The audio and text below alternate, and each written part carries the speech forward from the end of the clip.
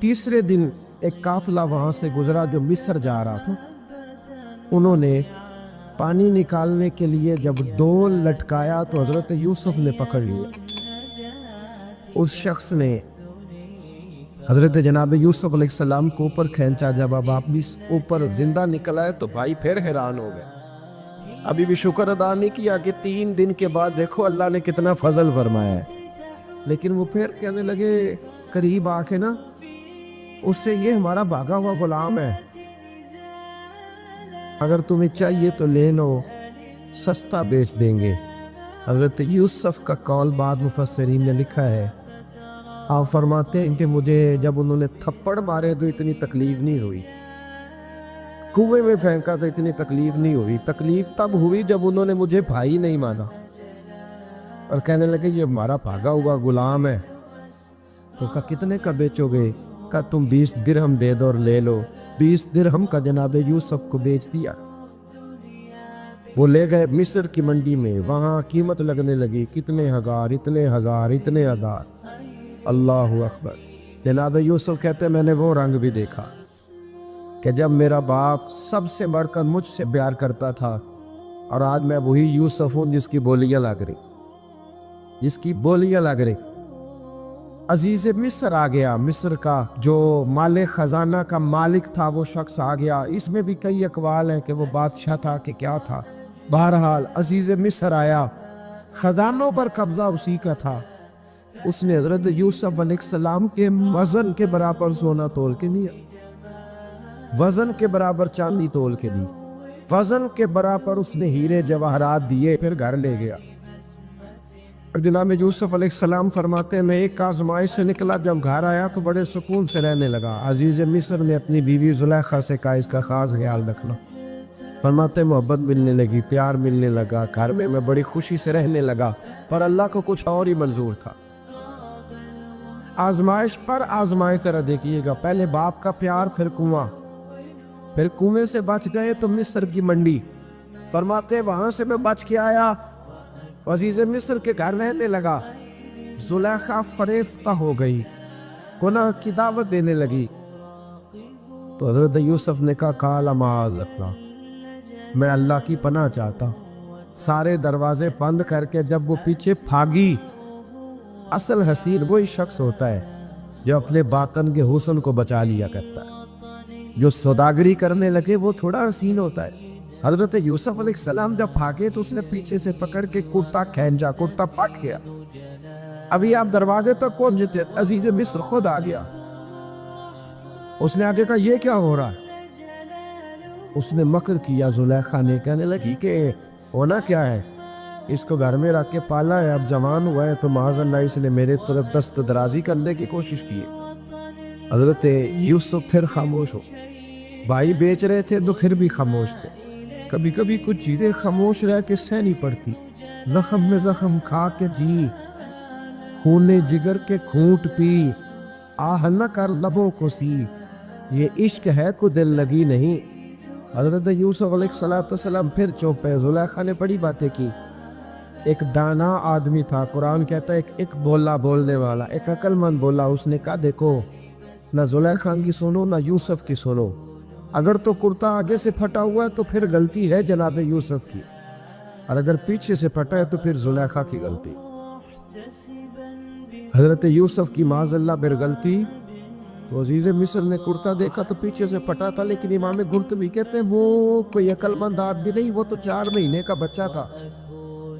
وہ ایک 4 مہینے کا وہ قریب تھا. حضرت یوسف علیہ السلام کی گواہی دینے کے لیے اللہ نے اسے زبان نہیں کی. زلیخا کے ماموں کا بیٹا تھا, 4 مہینہ کا گہوارے میں لیٹا ہوا, جب بادشاہ سے فیصلہ نہیں ہو رہا تھا اور بادشاہ پریشان تھا عزیز مصر کے. کسی کو جا کے بتاؤں گا تو کوئی کیا سوچے گا, اس کے گھر میں کیا کچھ ہوتا ہے. کہتے پریشان تھا تو پنگوڑے سے بچہ بول پڑا.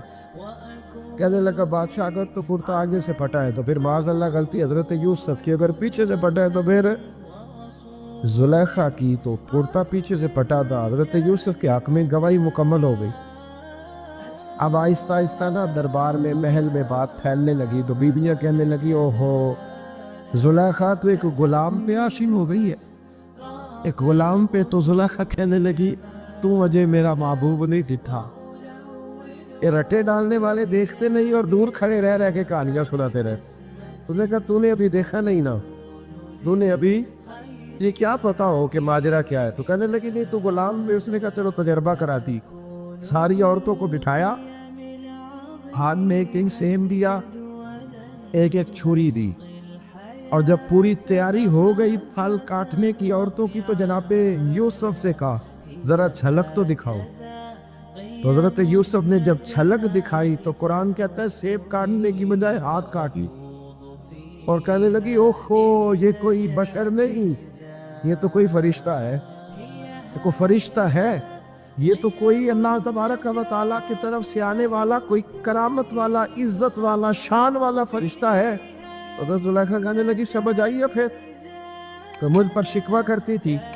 تو اب وہ بات بھی آہستہ آہستہ پھیلنے لگی کہ حضرت یوسف علیہ السلام کی غلطی نہیں, غلطی زلیخا کی. اب بادشاہ نے زلیخا سے کہا کہ اگر تو میں تیری بات کروں تو تیرے ساتھ میری بدنامی کا بھی ڈر ہے. کیا کرے؟ طے یہ پایا کہ حضرت یوسف کو جیل میں ڈال دیا گیا. پہلے بھائیوں کے تھپڑ, پھر کنواں, پھر مصر کی منڈی, پھر زلیخا کا الزام, اور پھر باری آ گئی جیل جانے. حضرت یوسف علیہ السلام کو جیل میں, کچھ نے لکھا ہے 12 سال جیل میں رہے, جیل میں ڈال دیا. حضرت یوسف علیہ السلام جیل میں کیا کرتے؟ بعض فرماتے تبلیغ فرماتے, لوگوں کو اللہ کی توحید کی دعوت دیتے. وہاں جیل میں نا ایک شخص نے خواب دیکھا. اس نے دیکھا کہ میرے سر پہ نا پرندے کھا رہے. تو حضرت یوسف کہنے لگے اس کی تعبیر یہ ہے کہ تجھے قتل کیا جائے گا, تیری لاش کچھ دیر پڑی رہے گی تو پرندے تیرے سر پہ آ کے بیٹھے گے, یہ تعبیر ہے. ایسا ہی ہوا, واقعی وہ شخص قتل ہو گیا. ایک شخص نے دیکھا کہ وہ شراب کشید کر رہا, اس نے بھی تعبیر پوچھی تو آپ نے فرمایا تو اپنے بادشاہ کو بلائے گا. محسوس ہوتا ہے کہ اتنی دیر تک شراب ناجائز نہیں تھی, تو اس کو شراب پہ لائے گا, یہ اس کی تعبیر ہے. وقت گزرتا گیا. وقت جو ہوتا ہے نا, وقت یہ خود بخود لوگوں کی بے گناہی ثابت کر دیتا ہے. ایک وقت میں نا پراپوگنڈا ہوتا ہے تو ہر آدمی پراپوگنڈے کا شکار ہوتا ہے. پھر جب وقت گزرتا جاتا ہے تو خود بخود وقت کا گزرنا کچھ چیزوں کا خود بخود حل بن جاتا ہے. حضرت یوسف علیہ نبینا علیہ الصلوۃ والسلام کو جب 12 سال بیت گئے تو بادشاہ نے عزیز مصر نے خواب دیکھا. اس نے خواب دیکھا کہ 7 موٹی تازی گائیں دبلی پتلی گائیں کو کھا گئی, اور 7 خشک بالیاں ہیں, اور 7 سرسبز و شاداب بالیاں ہیں. اپنے وزیر سے کہنے لگا کوئی تعبیر والا بندہ ملے. اس نے کہا کہ ایک بندہ ہے جس کی تعبیریں بڑی سچی ہے. وہ کون؟ کہنے لگے جناب یوسف. تو قید خانے میں پیغام بھیجا حضرت یوسف کو کہ خواب کی تعبیر بتائیں. تو جناب یوسف نے یہ نہیں کہا پہلے مجھے باہر نکالو, یہ نہیں فرمایا. فرمایا تعبیر یہ ہے کہ جو 7 خشک بالیاں دیکھی ہیں نا, اس کا مطلب ہے کہ 7 سال تنگ دستی رہے گی, اور 7 سال سبز بالیاں دیکھی ہیں تو پھر 7 سال اللہ خوشحالی دے لے گا. اور فرمایا یہ جو تم نے گائیں دیکھی ہے موٹی تازی وہ کھا گئی, اور میں اس کی تعبیر یہ ہے کہ کوشش کرنا جو تمہارے پاس دن یہ چل رہے ہیں جن میں سرسبز و شاداب ہے کھیتیاں, تو 7 سالوں کے لیے اناج جمع کر لینا, بالیوں کے اندر ہی رہنے دینا, باہر نہ نکال. اور پھر اگلے جو خشک سال ہوگے نا, وہ جو جمع پونجی کی ہوگی نا, اس کی برکت سے وہ 7 سال آسانی سے. اس پر ہمارے مفسرین نے لکھا اس آیت پر, صوفیاء اور بزرگ تو کہتے ہیں نا سارا اللہ کے راستے میں دے دو, یہ بھی بات اچھی ہے, لیکن اگر کوئی اپنے بچوں کے لیے آنے والے وقت کے لیے کچھ چیزیں سنبھال کے رکھے تو یہ بھی سورہ یوسف سے ثابت ہے. یہ بھی سورہ یوسف سے, تو یہ بھی کوئی ایسا فعل نہیں ہے جس پر کوئی شخص تنقید کر سکے. عام دام برسر مطلب حضرت یوسف نے جب تعبیر بتائی تو بادشاہ کہنے لگا کہ انہیں باہر نکالو. آپ فرمانے لگے میں نہیں نکلتا بھائی, نہیں نکلتا میں جیل سے, یہی ٹھیک ہوں میں. آپ کیوں نہیں نکلتے؟ کہنے لگے پہلے اعلان کر کے لوگوں کو بتا کہ میں بے قصور. وہ جو تو نے پراپوگنڈا کیا نا اپنے منہ سے اعلان کر. اس نے جناب زلیخا کو بلایا, ان عورتوں کو بلایا, وہ عورتیں ساری سامنے آئیں, انہوں نے گواہی دی کہ یوسف تو بے گناہ ہے. پر سال کتنے لگ گئے؟ اللہ اکبر، 12 سال لگ گئے۔ یقین کریں کچھ لوگوں کو یہ ثابت کرنے میں کہ میں ٹھیک ہوں زندگی بیت جاتی، اور میں تمہارا خیر کا ہوں زندگی بیت جاتی ہے۔ لوگوں کو ہوش تب آتی ہے جب مزار پر چادر ڈالنے کا ٹائم آ جاتا ہے، ہوش تب آتی ہے، لیکن پھر ہوش کا کوئی فائدہ۔ 12 سال کے بعد بادشاہ نے ان کو بلایا اور کہنے لگا کہ یہ جو خواب میں نے آپ کو سنایا اب کرنا کیا ہے؟ تو حضرت یوسف کہنے لگے تم سے کچھ بھی نہیں ہوگا، اگر کچھ کرنا ہے تو پھر یہ خزانے کی ذمہ داری میری لگاؤ۔ اگر کوئی قابل آدمی ہو تو وہ آگے بڑھ کے بات کر سکتا ہے، یہاں ہر بندے آگے بڑھ کے کہہ رہا مجھے دے دو ڈیوٹی، لیکن کامل ہو تو وہ آگے بڑھ کے بات کرے اور سمجھے کہ میرے علاوہ کسی کے لیے مشکل ہے، تو پھر وہ آگے بڑھے۔ حضرت یوسف نے جب کہا تو میں نے آپ کو وزیر خزانہ بنا دیا، پھر ایک وقت آیا کہ وہ عزیز مصر ہی بن گئے، قحط پڑ گیا۔ جب مصر میں قحط پڑا تو دائیں بائیں میں قحط پڑا، کنعان کے آپ رہنے والے تھے، وہاں بھی قحط پڑا۔ حضرت یعقوب بیٹے کی یاد میں رو رو کے تو آنکھوں کی بینائی چلی گئی۔ اور یارو باپ بھی بڑا ہی پیار کرتا ہے، بڑا ہی پیار کرتا ہے، بڑا ہی، پتہ ہے باقی تمہیں تحفے دیتے ہیں، باقی تم سے محبت کرتے ہیں، تو باپ تو بیٹے کو اپنی جوانی دے دیتا ہے، اپنی جوانی اپنے بیٹے کے نام کر دیتا ہے۔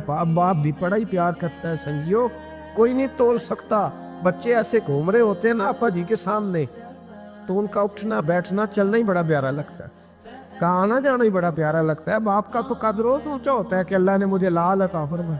حضرت یعقوب کی آنکھوں کی بینائی چلی گئی رو رو کی۔ بھائی حضرت یوسف کے جب قحط پڑا تو انہیں پتا چلا کہ ایک واحد شہر مصر ہے جہاں گندم اسٹاک ہے، کیونکہ حضرت یوسف کو پتا تھا، خواب بادشاہ دیکھ چکا تھا، تو آپ نے مال 7 سالوں کے لیے جمع کر لی۔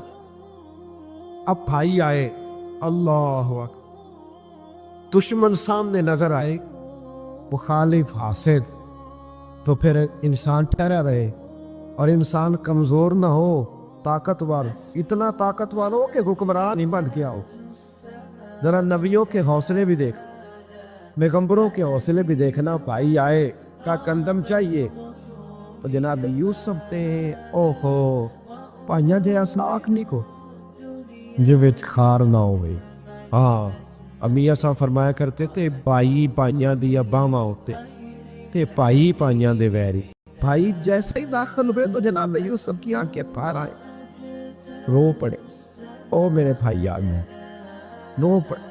وزیر مشیر دائیں بائیں دیکھتے ہیں کہ حضرت یوسف کو کیا ہوا، رو پڑے اور بھر بھر کے گندم دی، اس کو اشارے کرتے چل تھوڑی اور ڈال، چل تھوڑی اور ڈال دے۔ جب بانیوں کو دے چکے تو پھر فرمانے لگے کہ شاید اس سے گزارا نہ ہو، ضرورت پڑی تو دوبارہ بھی آ گا۔ اپنی قوم کو طرز دے رہے تھوڑا تھوڑا کھاؤ، وہ بانیوں کو کہتے ضرورت پڑی نا آ جانا دوبارہ۔ اور کہنے لگے تمہارا ایک اور بھائی بھی ہے، کہاں ہے؟ بنیامین نام ہے۔ فرمایا ہو سکے تو اسے بھی لے آ۔ بھائی پیسے لے کے آئے تھے گندم لینے کے لیے، اور جب واپس جانے لگے تو حضرت یوسف نے ان کی رقم دوبارہ رکھ دی، وہ دوبارہ ان کی بوریوں میں رکھ دی۔ گھر جا کے انہوں نے کھولی تو گندم بھی تھی اور پیسے بھی تھے۔ اجنوں سے پیسے تھوڑی وصول کرنے، جا کے اپنے والد سے کہنے لگے ابا بادشاہ پڑھے دیکھے ہیں پر اس میں کوئی خوشبو دیکھی، تو اس نے کہا ہے کہ اپنے دوسرے بھائی کو بھی لے کے آنا، تو بنیامین کو لے جائیں۔ حضرت یعقوب فرمانے لگے پہلے بھی تم پہ بھروسہ کر چکا ہوں، بار بار نہیں کروں گا، یوسف گوا چکا ہوں۔ پوتے بول پڑے، کہنے لگے دادا جی آپ تو ہر وقت یوسف یوسف ہی کرتے رہتے۔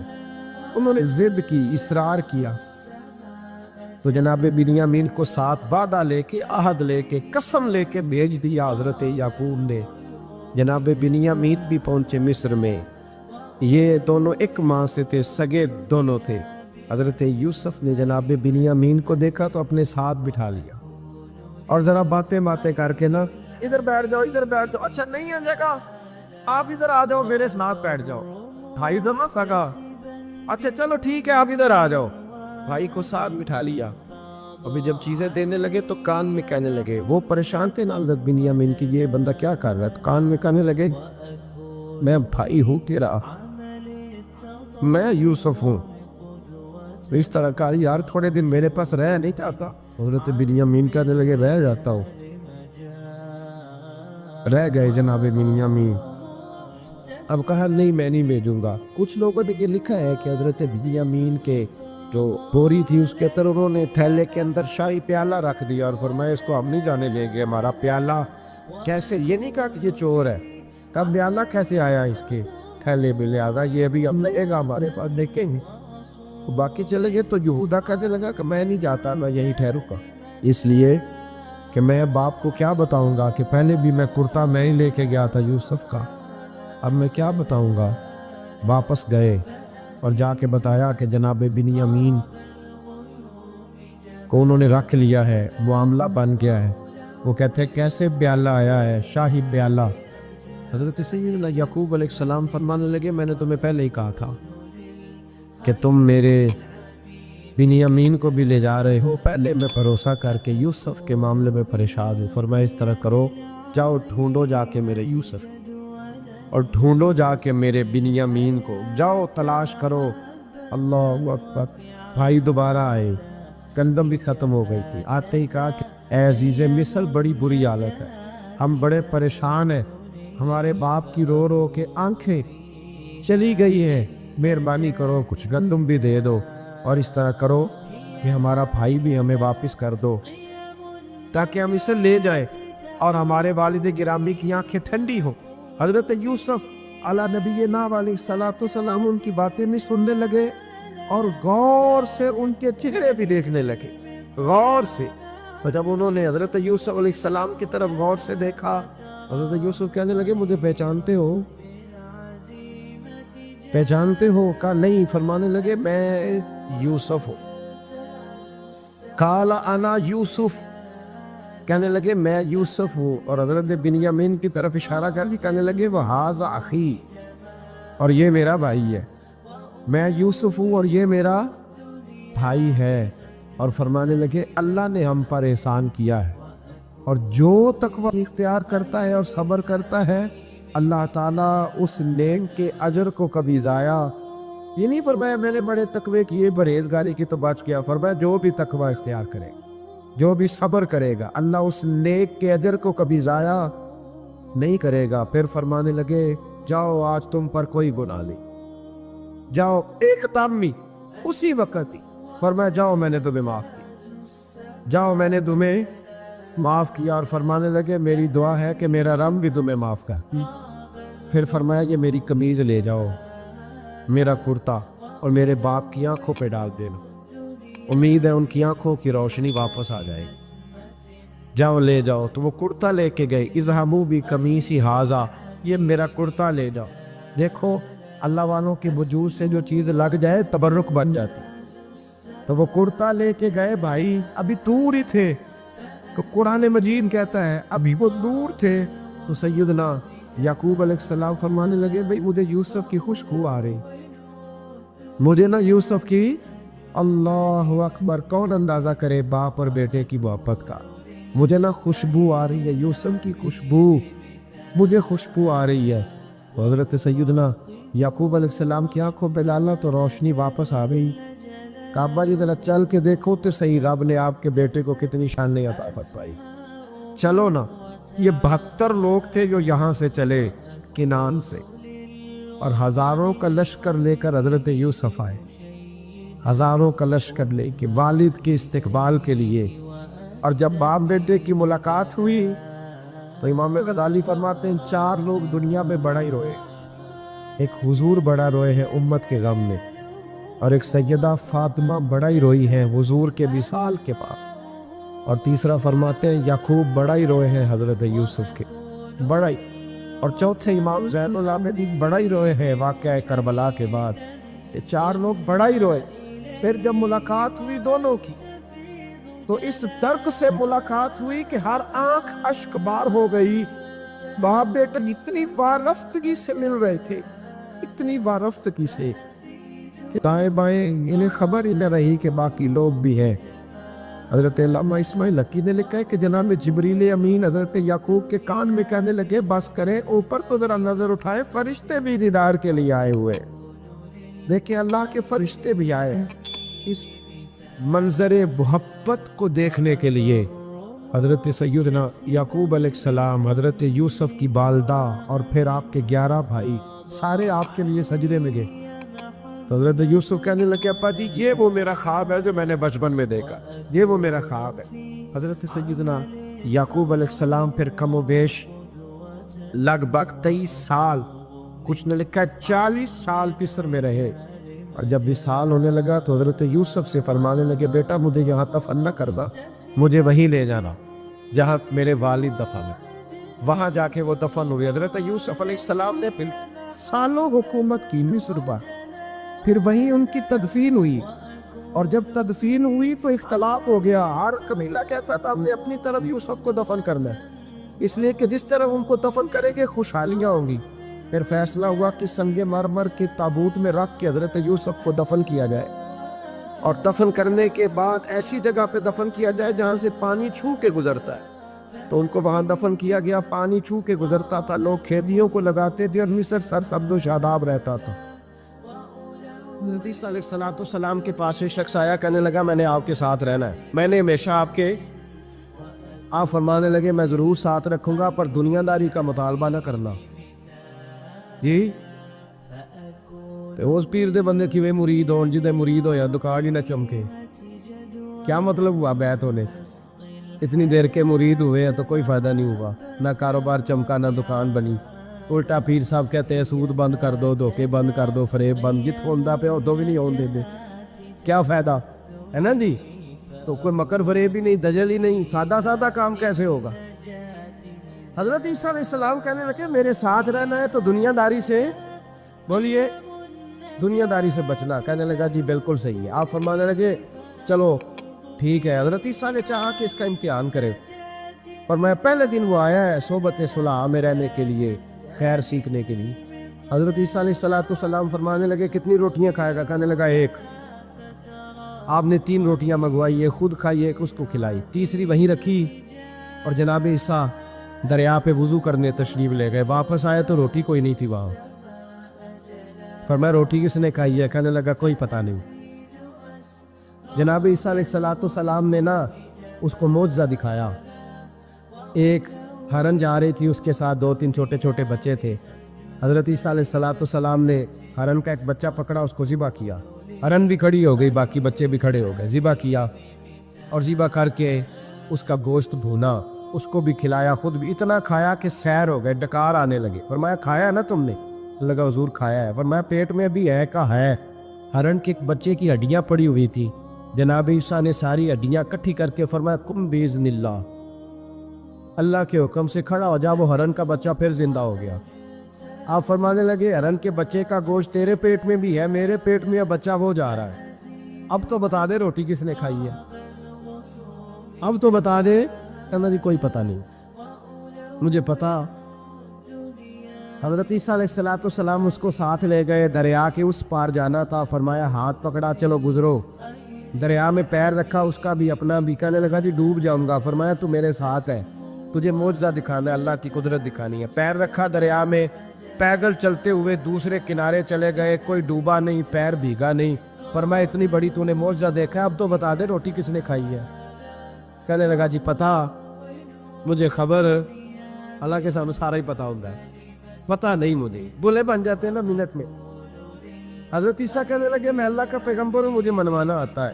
دریا کے اس پار گئے تو ریت تھی، صحرا کا علاقہ تھا. جناب عیسیٰ نے ریت کٹی کی، چھوٹی چھوٹی ڈھیریاں لگائیں. 3 ڈھیر ریت کے لگ گئے.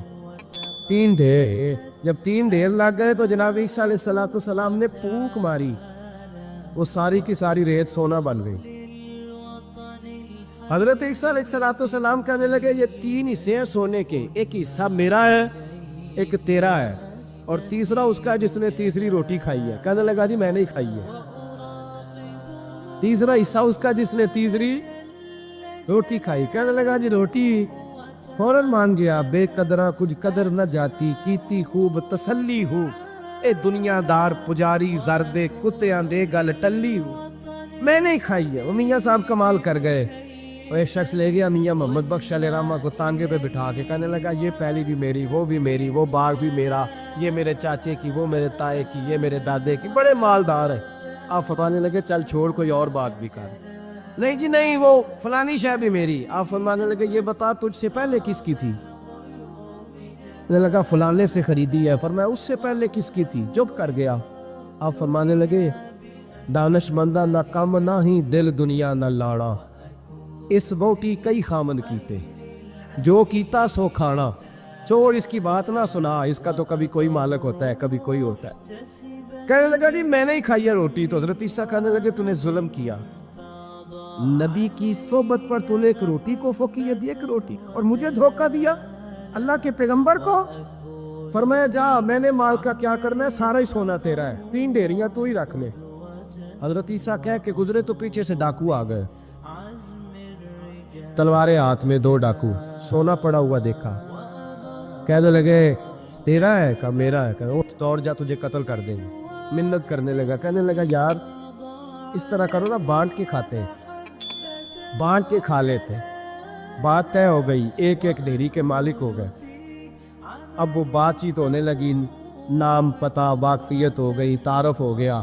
اب وہ جو 2 ڈاکو تھے ان کو وہ شخص کہنے لگا بھوک لگی ہے یار کو روٹی کھاؤ, کچھ پیسے دے کے ایک کو بھیجا.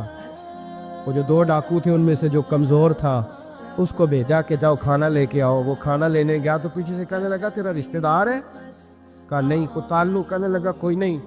آدھا حصہ کیوں دیتے ہو؟ کہنے لگے کمزور سا بندہ ہے, روٹی شوٹی لا دیتا ہے, میرے کام شام کرتا ہے, تو میں اس کو آدھا. اس نے کہا دفع کرو, چھوٹے چھوٹے کام کرتا ہے, تم آدھا حصہ دیتے ہو, آتا ہے تو پکڑ کے قتل کر دیتے ہیں, سونا آدھا آدھا بانٹیں گے. ٹھیک ہو گیا جی. وہ جو روٹی لینے گیا تھا وہ بھی کہنے لگا مجھے تو نوکر سمجھا ہوا ہے نا, کھانے میں لاؤں, پانی میں لاؤں, بستر میں بچھاؤں. آج اتنا سونا ہاتھ آیا, بڑا ڈاکہ لگا, ان کو قتل کرتا ہوں نا دونوں کو, تو سونا میں قبضے میں کرتا ہوں. اس نے بھی دھوکہ دینے کا ارادہ کیا, کھانے میں زہر ملایا. امام راضی فرماتے ہیں وہ زہر ملا کھانا لے کے پہنچا, روٹی رکھی تھی, ان دونوں نے یک بارگی حملہ کیا, اسے قتل کر دیا. قتل کر کے لاش دریا میں پھینکی, مست ہو کے کھانے لگے. جب سیر ہوئے تو پھر پیٹ کٹنے لگا, انتڑیاں ٹوٹنے لگی, ناک منہ کان ہر چیز سے خون نکلنے لگا. چیخے مارتے کوئی سارا سونا لے لے ہمیں بچا لے, سارا کچھ لے لے جان بخش دے. رونے لگے, تڑپنے لگے, لیکن اب کوئی بچانے نہیں آیا, کوئی داد رسی کو نہ آیا. تینوں لاشیں ایک دریا میں, دوسری وہاں, مر گئے, مردہ ہو گئے. حضرت عیسیٰ علیہ السلام چند گھنٹوں کے بعد گزرے تو لوگوں نے کہا حضور یہ کیا ہے؟ فرمایا دنیا داری کا انجام, لالچ کا انجام, دھوکے کا انجام, فریب کا انجام. حضرت ادریس علیہ السلام کی دوستی ہو گئی رضوان سے. رضوان جنت کے فرشتے کا نام ہے جس کے پاس چابی ہے جنت کی, دروازے میں بیٹھے ہوتے ہیں. رضوان اس فرشتے کا نام ہے. تو حضرت ادریس کا یارانہ تھا, وہ ملنے آتے تھے جناب ادریس علیہ السلام کو. تو ایک دن حضرت ادریس کہنے لگے تو خود تو یہاں کی سیر کر جاتا ہے, مجھے کبھی کرائی نہیں, آپ بھی کر لیں. تو فرشتہ آپ کو جنت دکھانے لے گیا. جنت میں جا کے تو کہنے لگا حضور چلے. فرمانے لگے کدھر؟ کہنے لگا واپس. فرمانے لگے میں نے جانا ہی نہیں. اس نے کہا کیوں؟ فرمانے لگے اللہ فرماتا ہے ہم فیہ خالدون, جو جنت میں آئے گا نکالا نہیں جائے گا. تو کیسے مجھے نکال سکتا ہے؟ کہنے لگے جناب آپ نے سیر کا کہا تھا. فرمایا سیر ہی ہے یہ, اس لیے کہ جنتی ساری عمر ہی سیر کریں گے, وہ سیر ہی کریں گے, سفر تو تھکا دیتا ہے بندے, یہ سیر ہی ہے. اب وہ فرشتے پریشان ہوئے تو رب کریم نے فرمایا وہ فرشتے تیرا اور اس کا یارانہ بھی میں نے لگوایا تھا, اور اس کو جنت کی سیر پر آنے کی خواہش بھی میں نے ہی پیدا کی تھی. اور تو کون ہوتا ہے میری بغیر اجازت دروازہ کھول سکے؟ بلوایا بھی میں نے ہی تھا. اور یہ جو میں نے کہا نا اڑ جا, یہ توفیق بھی میری ہوئی ہے, میری طلب بھی تو تیرے کرم کا صدقہ ہے. یہ پاؤں اٹھتے نہیں بلکہ یہ اٹھائے جاتے ہیں. تو جب بلا لیا ہے, جنت میں داخل کرا لیا ہے, اور جنت بھی وہ والی جس کو میرے رسول پاک کے قدموں نے جنت بنایا ہے, وہ جنت جس کو ریاض الجنہ کا لفظ دیا ہے, حضور نے جنت جس کو بنایا ہے, وہاں تک پہنچ جائے. یہ ہے ارض جنت, یہ طیبہ کی زمین ہے ارض جنت. پر زمین کس کی ہے؟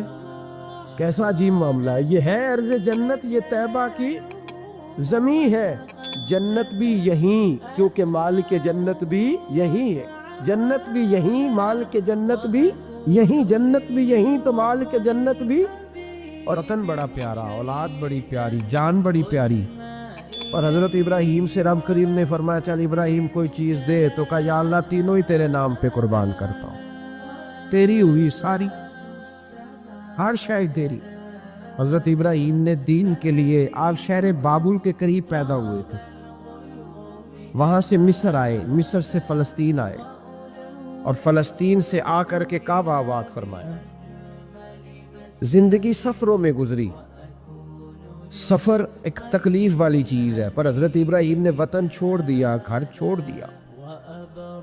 جان بڑی عزیز ہوتی ہے اصل میں نا، جب انسان جد و جہد کرتا ہے نا دین کے لیے، تو اس کے راستے میں بڑی چیزیں آتی ہیں، کبھی اولاد، کبھی کھال، کبھی باہر، کبھی حکومتیں، کبھی سیاستیں، کبھی چدراہٹیں، اس کے راستے میں بڑا کچھ آتا ہے، اور اسے ہر چیز کو فیس کرنا پڑتا ہے۔ گھر کے اندر بھی جنگ ہوتی ہے اور گھر کے باہر بھی لڑائی ہوتی ہے، یہ آسان ہے ہی نہیں۔ ہم تو خیر ہتھیار چھوڑ کے پھینکنے والے لوگ ہیں، ہم بولے بالے لوگ ہیں، ہم کہتے ہیں میں نے تو کہا تھا مہندی نہ کرو، پر بیٹے نہیں مانے، بولے جو ہوئے۔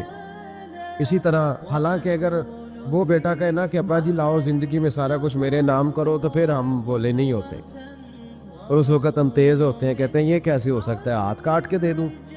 اس وقت نہیں، دین کے معاملے میں بولے ہوتے ہیں۔ بیٹا بد مذہب کے پاس جا رہا ہے تو اس وقت ہم بولے بالے ہیں، کوئی عرض نہیں، لیکن اگر وہ اپنی پسند کی شادی کرے ہمیں کراس کر کے، پھر ساتھ ہی ہم تیز ہو جاتے ہیں۔ تو حضرت ابراہیم نے جب دین کے لیے نکلے تو جد و جہد کی، گھر کے اندر بھی گھر کے باہر بھی۔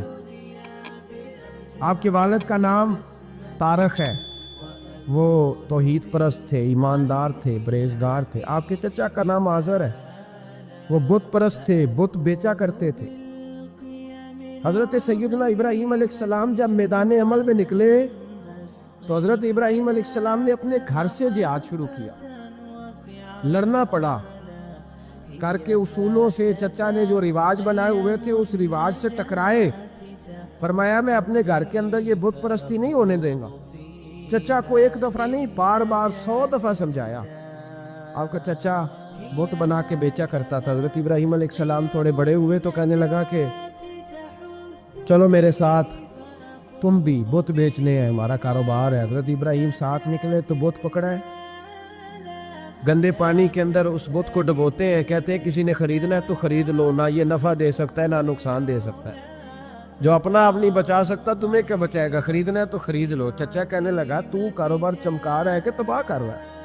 گھر میں بڑے معاملات خراب ہوئے، جھگڑے ہوئے، لیکن حضرت ابراہیم علیہ السلام ایک منٹ کے لیے بھی اپنے گھر کے اندر بھی کمپرومائز کرنے کو تیار۔ یہ تھوڑا مشکل میں نے پہلو چھیڑ دیا ہے، یہ تھوڑا مشکل پہلو چھیڑ دیا ہے، تھوڑا سمجھدار آدمی ہے پر بیوی سے پردہ نہیں کرا سکتا، سیانہ ہے، پنچایت کا بندہ ہے، جو اس سے آپ کہیں گے وہ بات یہ سنائے گا، لیکن کہتا نہیں جی میں نے کوشش کر لی ہے۔ کس قسم کی کوشش ہے صاحب، کیسے ہو گیا؟ حضرت ابراہیم علیہ السلام نے گھر کے اندر سے فرمایا نہیں کرنے دوں گا، گھر کے اندر بھی ٹکرائے، فرمایا تم جو بھی ہو پاش پاش کیا چچا کے اصولوں کو، اور باہر جب نکلے تو صرف علاقے کے چیئرمین سے نہیں ٹکرائے، ایم پی ایم این اے وزیر مشیر سے نہیں ٹکرائے، سپر پاور نمرود دنیا کا واحد حکمران تھا اس وقت، دوسرا کوئی حکمران ہی نہیں تھا،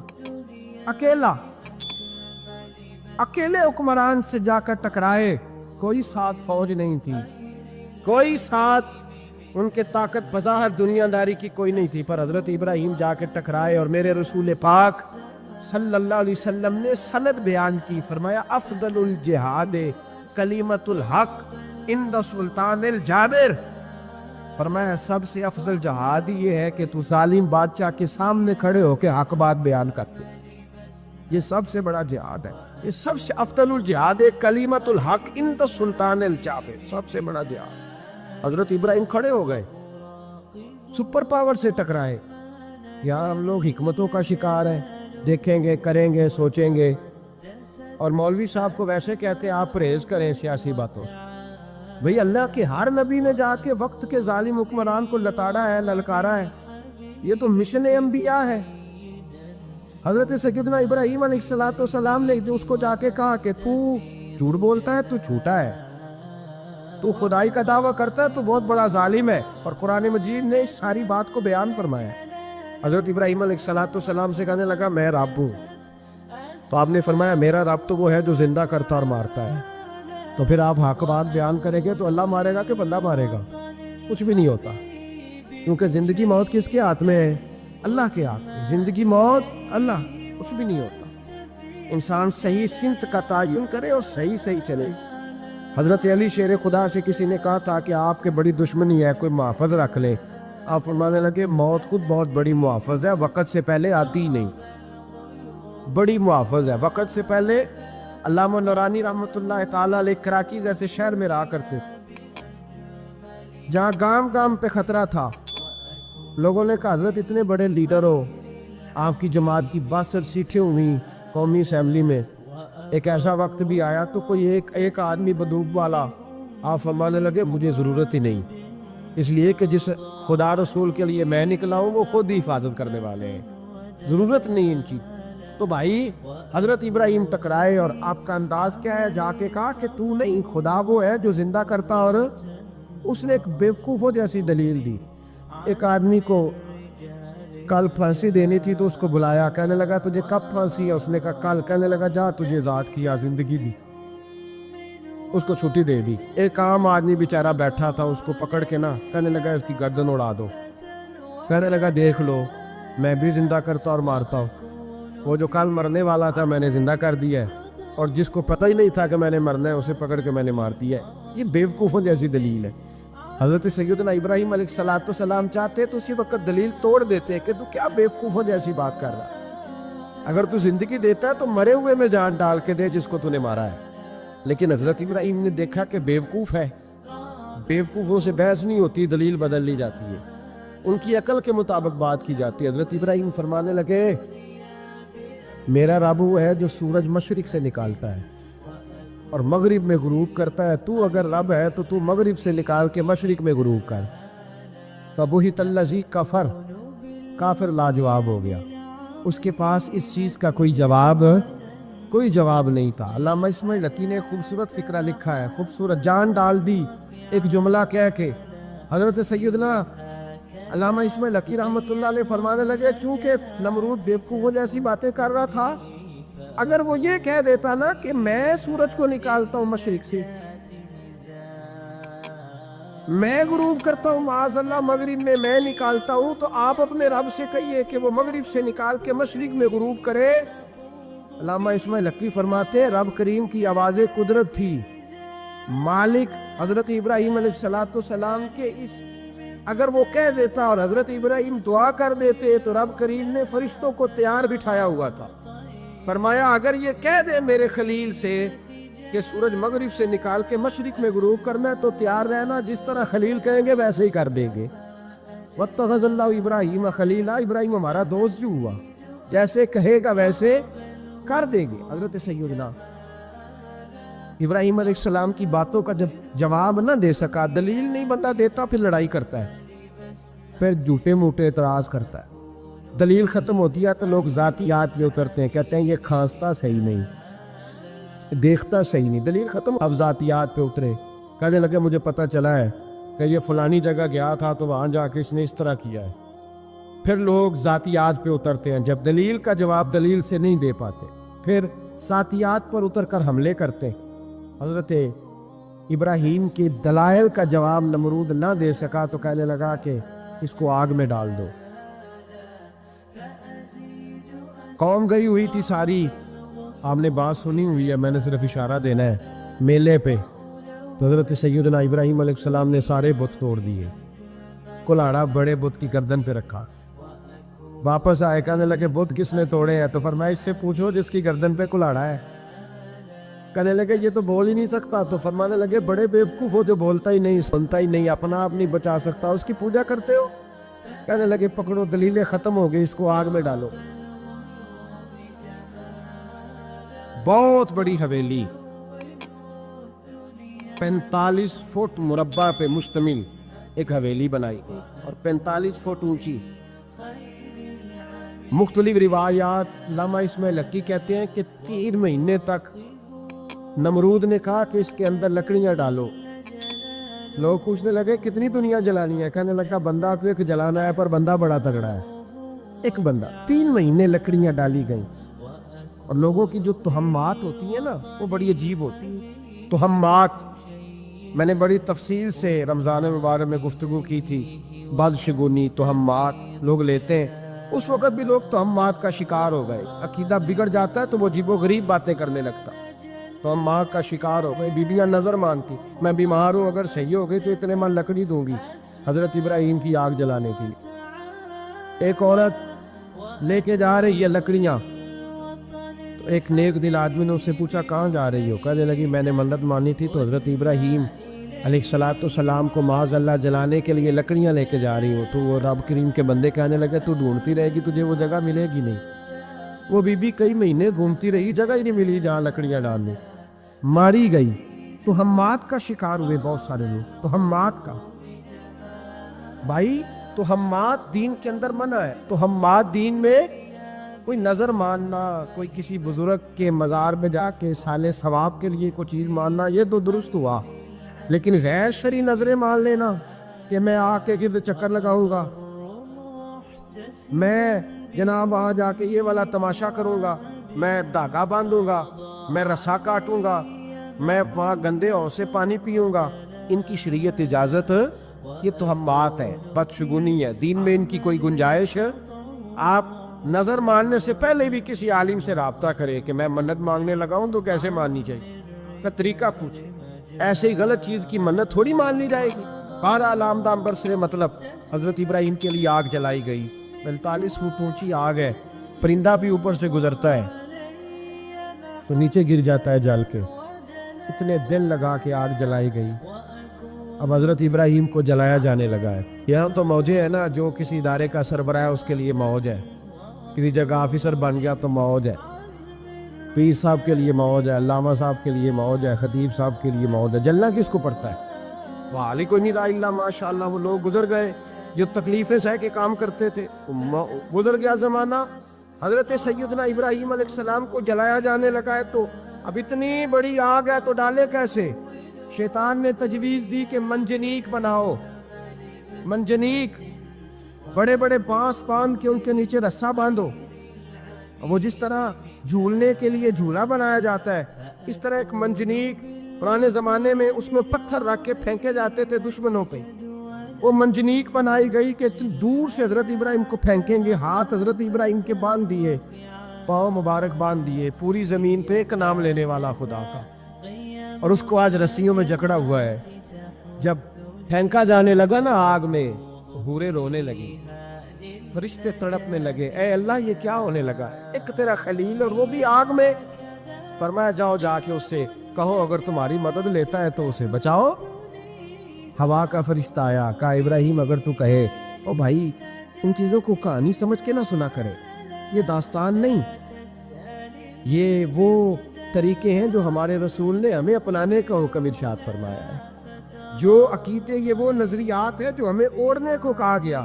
अपने रब करीम की रज़ा पे राज़ी रहने के ये वो खूबसूरत मौक़े हैं सूफिया ने जिनको बनाकर समझाकर हम तक पहुँचाया है। ये है अहले तरीक़त की बातें। वो कहते हैं यार जिस हाल में रखे राज़ी रहना है। हज़रत इब्राहीम अलैहिस्सलाम को फेंका जा रहा है, फरिश्ता आया, ए अल्लाह के खलील अगर हुक्म दो तो इतनी हवा चलाऊं कि नमरूदी जल जाए, सारे आग उन पे फेंक दी जाए। आपने फरमाया तू जा, तुझसे मुझे कोई काम नहीं। थोड़ी देर के बाद पानी का फरिश्ता आया, कहा हुजूर इतनी बारिश बरसाऊंगा कि आग बुझ जाएगी। फरमाया तू जा, तुझसे कोई काम नहीं। अब जब मंजनीक में रख दिए गए, आग में जाने का लम्हा है, तैयारी है, हजरत जिब्रील अमीन हाजिर खिदमत हुए। कहा इब्राहीम कोई हाजत? फरमाया तुझसे कोई नहीं। कहा चलो मुझसे नहीं तो रब करीम से ही बात कर लो, मुझे पता है मैं छोटा हूँ, आप मुझसे मदद क्यों लोगे, रब करीम से ही बात कर ले। तो हजरत इब्राहीम कहने लगे जिब्रील ये बता, रब को नहीं पता उसका खलील किस हाल में है? उसे नहीं पता मैं किस हाल में हूँ? میرے ہاتھ بندھے ہیں پیر بندھے ہیں آگ میں، اسے نہیں پتا؟ بتایا تو اسے جاتا ہے جسے خبر نہ ہو، تو اگر اسے پتا ہے، اگر وہ جلانے پہ راضی ہے تو میں بھی جلنے کو تیار ہوں، میں تیار ہوں، میں تیار ہوں، اسے کہو ٹھیک ہے۔ حضرت سیدنا ابراہیم علیہ السلام کو منجنیگ میں ڈال کے جو پھینکا آگ میں،